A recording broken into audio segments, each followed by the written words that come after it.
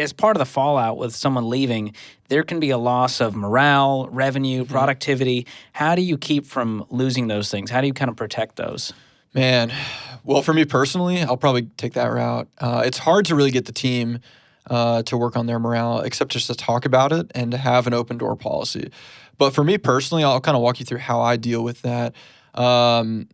It's been hard at different times in my career, in my life, but I've been through this many times, and all leaders have.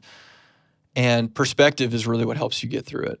Perspective. So if people often say, like, in loss, you can become calloused, you can become hard of heart and not really like owning the change or internalizing the pain, or you can become bitter and jaded towards the person leaving. And really, like, you can't let either of those things happen. You have to rise above those things, and you have to see this change as an opportunity.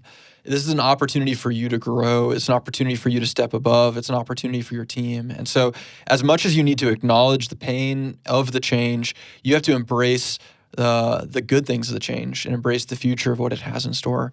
And so for me, I always think back to a story I had when I first became a leader. I took my first leadership role, 6 or so years ago. And in this, I had a right-hand guy. His name was Robbie, and he was awesome. We were really close friends, and I loved working with Robbie. He was so smart and so good at his job, and I relied on him so much. And we worked together for about 6 months, and then he came in and talked about this opportunity he had at a different company, and he ended up moving and taking that role, and it was a really good thing for him and his family.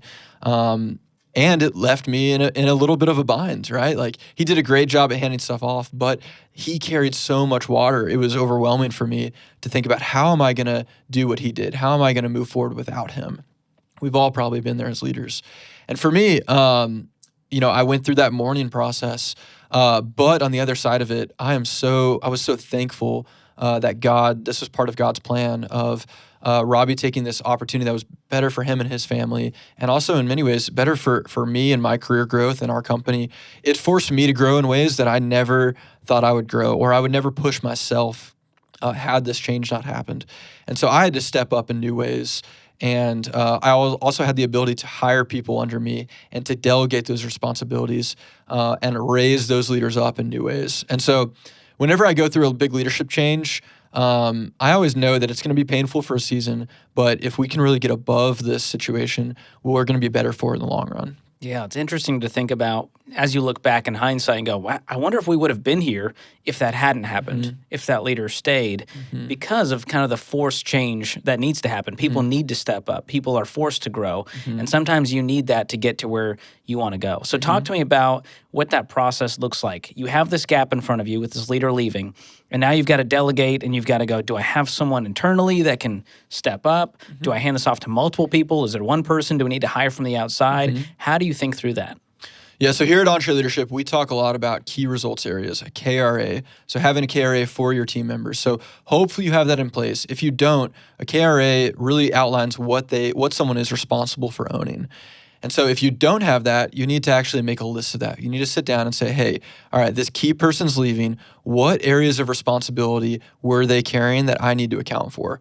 And so you list that out, and then you take it point by point. Rarely ever do you hand all of that stuff off to a single person, or rarely ever do you take it on all yourself. But you look at that list, and there's 3 things you can do with the items on that list. You can take it on yourself. So you add that responsibility to your plate. You can delegate it to someone else on your team, or you can make the decision to stop doing that thing altogether.